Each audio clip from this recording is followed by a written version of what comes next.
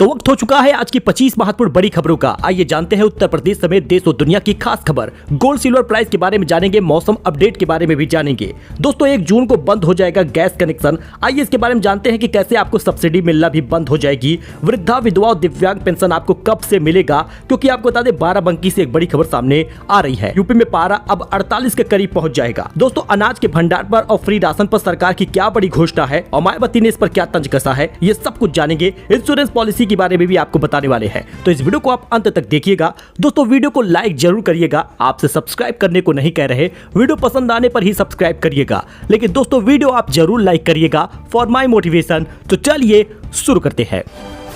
देखिए बात कर ले पहले बड़ी खबर की, तो 1 जून को बंद हो जाएगा गैस कनेक्शन। सब्सिडी भी नहीं मिल पाएगी। आपको बता दें दोस्तों, फटाफट आप ये जरूर काम करवा लीजिएगा। गैस उपभोक्ता के लिए बड़ी खबर सामने आ रही है। रसोई गैस उपभोक्ताओं को अब 31 मई तक ई-केवाईसी करवानी होगी। अगर ई-केवाईसी 31 मई तक आप नहीं करवाते हैं तो उन्हें गैस आपूर्ति नहीं दी जाएगी। इसी के साथ सब्सिडी भी नहीं मिलेगी। पेट्रोलियम और गैस मंत्रालय ने इससे संबंधित आदेश जारी कर दिया है। जल्द से जल्द ई-केवाईसी आप करवा लेगी तो आपको 300 रुपए की सब्सिडी मिलती है। या गैस महंगा हुआ है तो जो सब्सिडी आपके खाते में आती है वो बंद हो जाएगा। तो इसका फायदा लेने के लिए आप फटाफट ई-केवाईसी करा लीजिए। गैस पासबुक लेकर एजेंसी के कार्यालय में 10 बजे से 5 बजे के बीच में उपस्थित होकर ई-केवाईसी आपको करवाना होगा। तब आपके खाते में सब्सिडी भी आएगी और गैस कनेक्शन बंद नहीं होगा।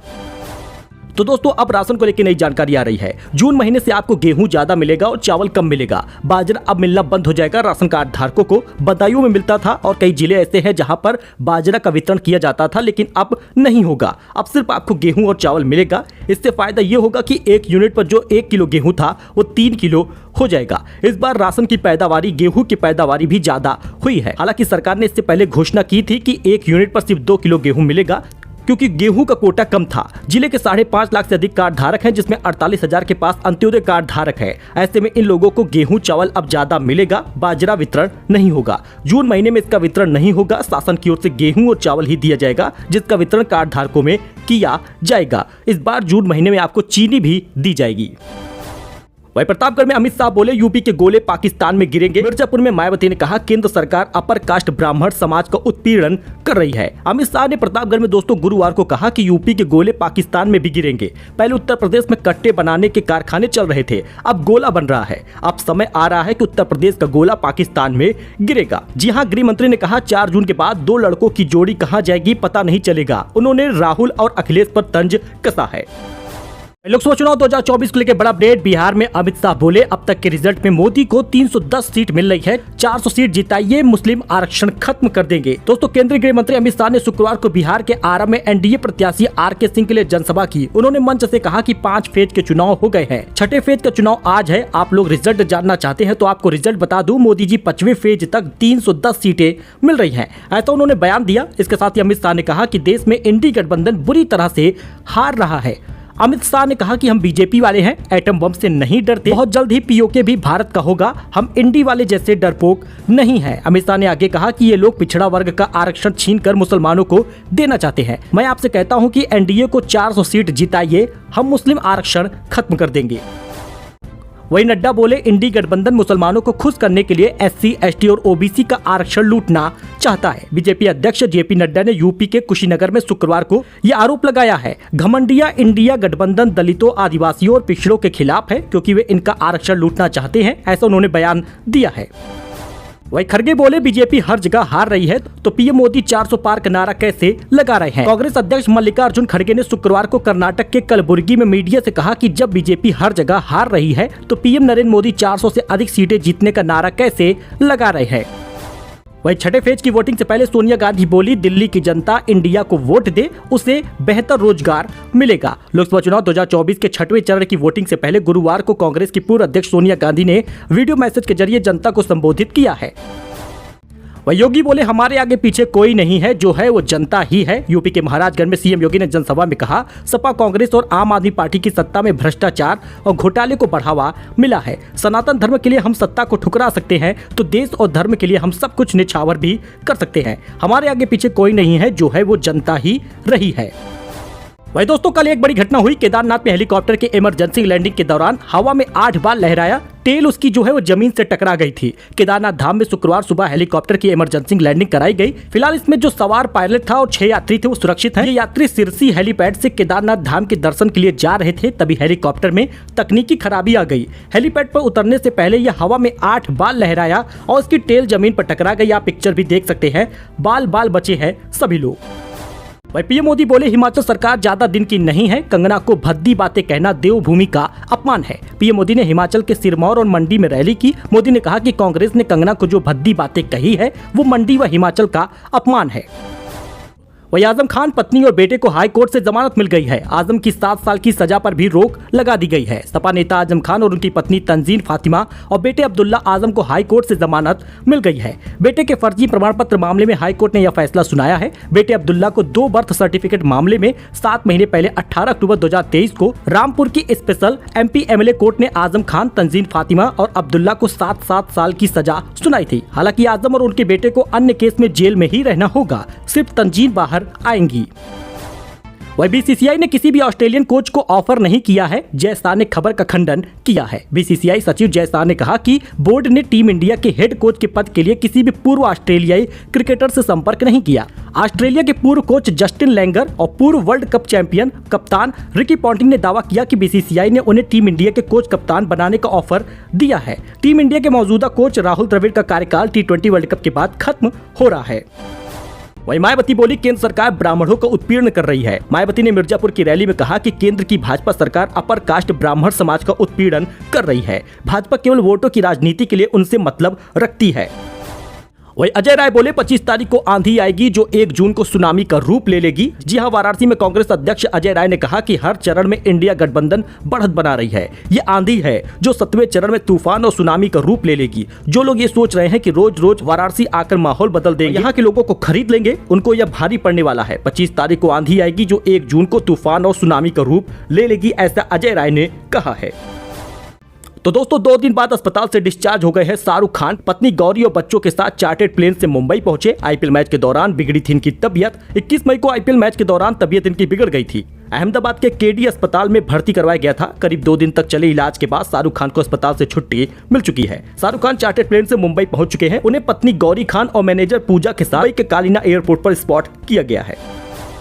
वही जी ने सोनी से 750 करोड़ टर्मिनेशन फीस मांगी है। 22 जनवरी को कैंसिल हुई थी सोनी और जी की मर्जर डील। अगस्त 2023 में विलय को मिली थी मंजूरी। दोस्तों जी एंटरटेनमेंट और सोनी ग्रुप का कलवर मैक्स एंटरटेनमेंट और Bangla entertainment private limited BEPL को टर्मिनेशन फीस के हिस्से के रूप में $90 मिलियन का भुगतान करने को कहा है। जी एंटरटेनमेंट ने इस बात की जानकारी गुरुवार 23 मई को स्टॉक एक्सचेंज फाइलिंग में दी है। तो एयर इंडिया ने पायलटों की सैलरी 15,000 रुपए तक बढ़ा दी है। एयरलाइन में अब 1,80,000 रुपए के एनुअल परफॉर्मेंस बोनस का भी ऐलान कर दिया है। टाटा ग्रुप की एयर इंडिया ने 23 मई को पायलटों के लिए 1 अप्रैल से 15,000 रुपए तक की सैलरी हाइक और 1,80,000 रुपए तक एनुअल परफॉर्मेंस बोनस का ऐलान किया है। कंपनी ने ऑफिशियल स्टेटमेंट जारी कर इस बात की घोषणा की है। कंपनी के स्टेटमेंट के अनुसार एयरलाइन ने फर्स्ट ऑफिसर से सीनियर कमांडर तक प्रतिमाह फिक्स्ड में 5,000 रुपए से 15,000 रुपए के बीच सैलरी में बढ़ोतरी की है। जी हां, फर्स्ट ऑफिसर और कैप्टन को 60,000 एनुअल बोनस मिलेगा।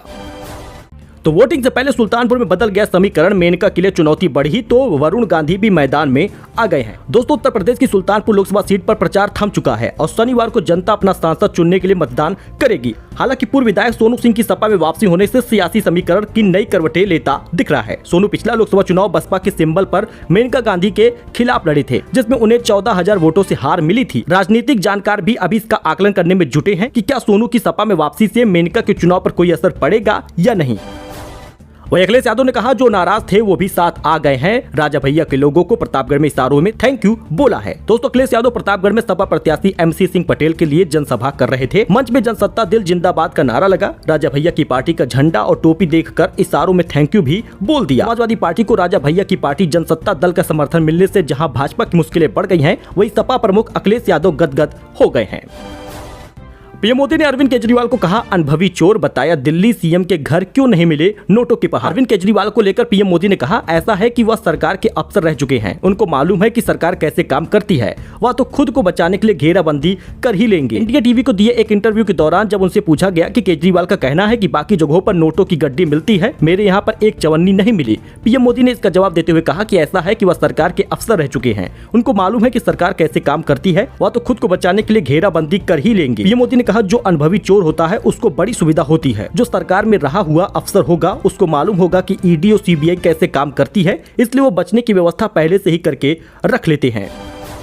तो दोस्तों अगर आप भी नया सिम खरीदने जा रहे हैं तो इस नियम को जान लीजिए, क्योंकि नया सिम बिना बायोमेट्रिक नहीं खरीद पाएंगे। अनचाही कॉल और साइबर फ्रॉड पर अब लगेगी लगाम। अनचाही कॉल और साइबर धोखाधड़ी का रोक लगाने के लिए टेलीकॉम डिपार्टमेंट ने भारी मात्रा में मिलने वाले सिम कार्ड के दिशा में एक बदलाव किया है। पहले नए थोक सिम रिटेलर के माध्यम से जारी किए जाते थे, यानी जो अगर आपको सिम लेना है तो किसी भी दुकान पर जो सिम रिटेलर था उसके पास जाके सिम ले लेते थे, लेकिन अब सिर्फ टेलीकॉम कंपनी को ही ऐसे कनेक्शन जारी करने की अनुमति होगी। इससे साइबर फ्रॉड और अनचाही कॉल रोकने में मदद मिलेगी। वह यूपी ही नहीं दूसरे राज्यों में भी योगी की जबरदस्त डिमांड है। 400 पार के लिए 54 दिन में 170 रैलियां की हैं। चिलचिलाती धूप और बेतहासा गर्मी में कहीं तापमान 45 डिग्री रहा तो कहीं पर 47। इसी दौरान उत्तर प्रदेश के मुख्यमंत्री योगी आदित्यनाथ भारतीय जनता पार्टी के स्टार प्रचारक के रूप में निरंतर रैली और जनसभा कर रहे हैं। वही पीएम मोदी बोले मैं खुद लाहौर जाकर पाकिस्तान की ताकत चेक करके आया हूं। पीएम मोदी बोले अल्लाह तौबा चिल्ला रहे हैं पाकिस्तानी। कांग्रेस नेता मणिशंकर अय्यर ने कहा था कि भारत को पाकिस्तान का सम्मान करना चाहिए क्योंकि उसके पास परमाणु बम है। पीएम मोदी ने कहा कि उन्होंने खुद लाहौर जाकर पाकिस्तान की ताकत चेक कर ली है। पीएम मोदी ने कहा वो अल्लाह तौबा चिल्ला रहे हैं। वही हेल्थ इंश्योरेंस में होने वाली है क्रांतिकारी बदलाव, बीमा धारकों के लिए बहुत हितकारी होगा। दोस्तों स्वास्थ्य बीमा के क्षेत्र में क्रांतिकारी बदलाव होने जा रहा है, जिसका फायदा बीमा धारकों को होगा। बहुत जल्द ही सभी हेल्थ इंश्योरेंस क्लेम को अस्पताल और बीमा कंपनियों द्वारा एक ही window national health claim exchange NHCX के जरिए निपटाया जाएगा। स्वास्थ्य मंत्रालय के सूत्रों ने बताया है कि नेशनल हेल्थ अथॉरिटी NHA द्वारा विकसित NHCX तैयार है। अभी हेल्थ इंश्योरेंस बेचने वाली अधिकांश बीमा कंपनियों के पास क्लेम को मंजूरी देने के लिए अपना प्लेटफॉर्म होता है। जी हाँ, हेल्थ इंश्योरेंस में बड़ा बदलाव होगा, क्रांतिकारी बदलाव होगा, बीमा धारकों को इससे बड़ा फायदा होगा।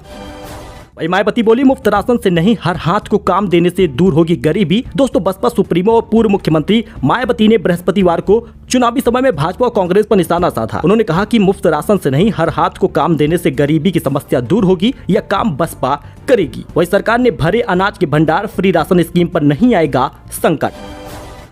इस बार गेहूं की फसल का बम्पर अनुमान लगाया गया है। मीडिया रिपोर्ट के अनुसार इस साल गेहूं उत्पादन का अनुमान 114 मिलियन टन का है। जानकारों की माने तो हरियाणा और पंजाब दोनों जगहों पर गेहूं की फसल अच्छी हुई है, इसलिए 5 साल तो फ्री राशन में कोई दिक्कत आने वाली नहीं है। हर राशन में जो 1 यूनिट पर 2 किलो गेहूं किया गया था वो 3 किलो तक हो जाएगा। जून में बड़ा परिवर्तन होने वाला है। चुनाव के बीच सरकार ने देश के 80 करोड़ लाभार्थियों को राहत की सांस दी थी। अब इस पर बड़ी खुशखबरी आ गई है क्योंकि सरकार ने भंडार भर लिया है और राशन अब मिलता रहेगा।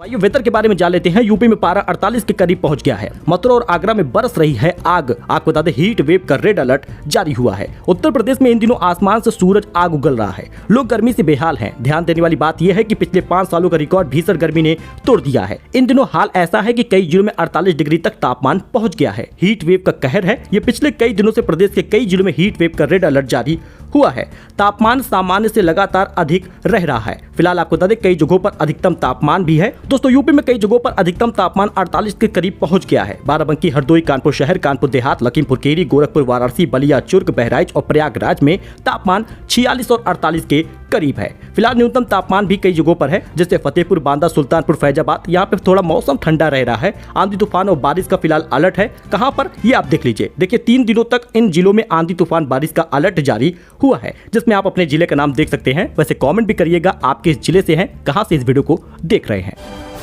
तो बाराबंकी से बड़ी खबर सामने आ रही है। वृद्धावस्था पेंशन हुई या विधवा दिव्यांग की पेंशन हुई, इसका इंतजार आखिर कब तक करना पड़ेगा? सत्यापन के बाद ही मिलता है पेंशन। और आपको बता दें लोकसभा चुनाव के चलते हुई है देरी, अब हो रही है तैयारी।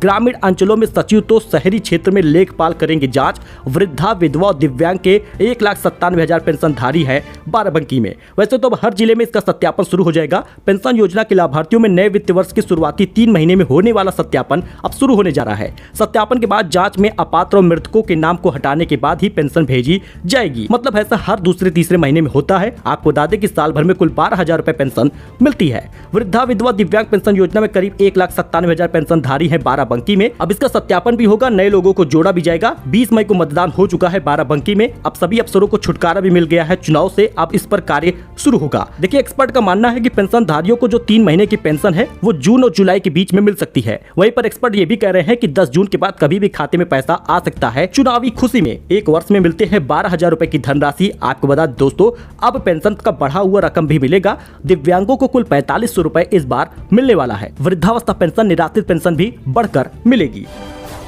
दोस्तों, ये कुछ अपडेट था, नई जानकारी थी। आई होप कि आपको ये दोस्तों पसंद आया होगा। मिलते हैं नई जानकारी के साथ एक नए वीडियो में। आप हमारे साथ ऐसे ही जुड़े रहिए, चैनल को सब्सक्राइब करिए फॉर लेटेस्ट न्यूज। धन्यवाद।